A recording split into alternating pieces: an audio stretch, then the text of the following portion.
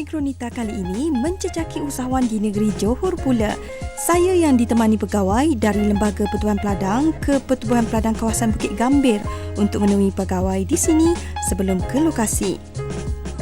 Assalamualaikum, bertemu lagi dalam Agronita. Untuk segmen kali ini, kami berpeluang ke ladang tanaman cili dan rock melon oleh seorang usahawan muda yang telah berjaya merealisasikan konsep pertanian adalah perniagaan. Bagaimana dia berjaya? Nak tahu? Teruskan menonton segmen ini. Setiba di lokasi, kehadiran kami disambut Cik Azura Saadun, seorang wanita muda, pemilik ladang ini, dan turut-turun padang juga pengerusi PPK Bukit Gambir, Haji Syamuddin Suhaimi, yang sentiasa memberi dorongan kepada petani muda ini. Melihat akan ladang tanaman cili yang menghijau dan sekar ini, saya bukan sahaja teruja, malah ingin tahu lebih mendalam lagi bagaimana wanita muda ini mampu menjadikan tanaman cili sebagai sumber pendapatan yang lumayan.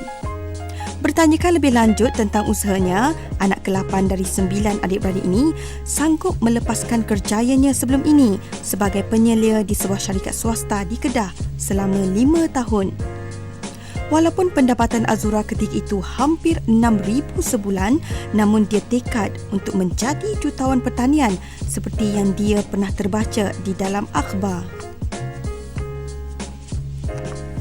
Saya juga berkesempatan ke Merlimau bagi melihat tanaman cili dan rock melon yang diusahakan di atas tanah yang disewa di PPK Merlimau.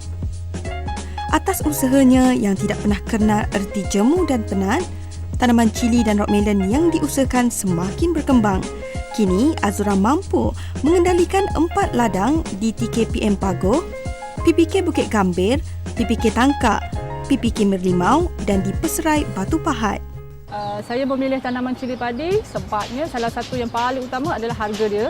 Kemudian yang kedua, permintaan yang sangat tinggi. Makanya sekarang ni saya rasa negeri Johor memang tak cukup permintaan cili padi.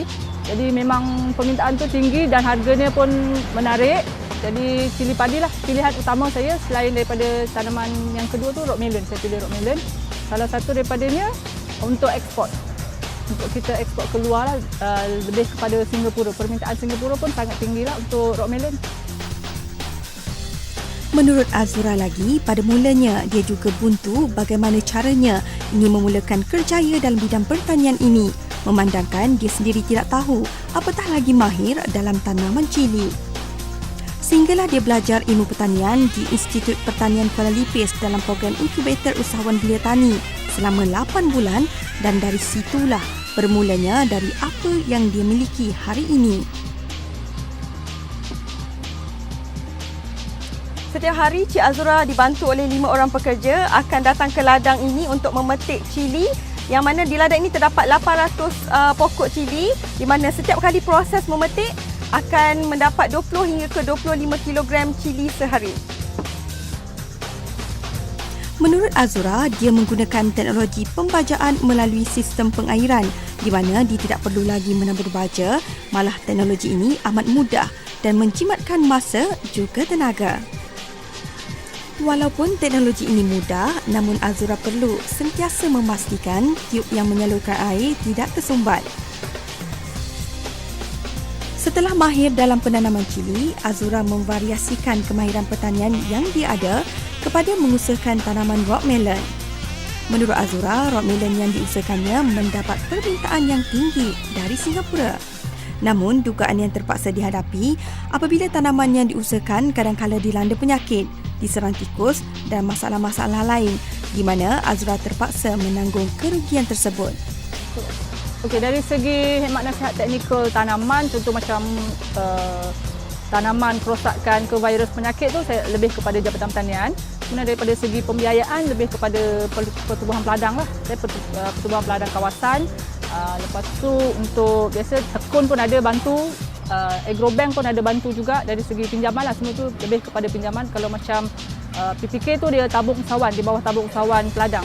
Dia bawah yang tu lah. Kini, Azura mampu tersenyum bangga kerana tanaman yang diusahakan sejak 2011 hinggalah sekarang membuahkan hasil yang lumayan, mampu mencecah keuntungan RM20,000 sebulan.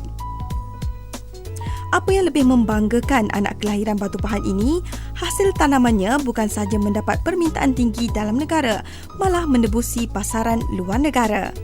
Okay, nasihat saya daripada hati saya untuk diri saya dan mereka-mereka yang di luar yang ingin menceburi bidang pertanian ni, jangan takut. Walau apa pun yang terjadi, rezeki itu tetap ada. Yang penting kita kena yakin dengan diri sendiri, usaha, tawakal, doa. Itu adalah antara faktor utamalah mengapa saya jadi macam ni. Pedulikan apa orang nak kata. Orang nak kata dia boleh kata, dia habis kata dia diam. Okay, inilah nasihat saya ataupun saya punya cabaran lah. Saya cabar mereka-mereka yang di luar sana, jadilah seperti saya. InsyaAllah. Bagi anda yang berminat untuk menjadi usahawan agro yang berjaya seperti yang kami paparkan, anda boleh layari laman web www.lpp.gov.my untuk maklumat lanjut.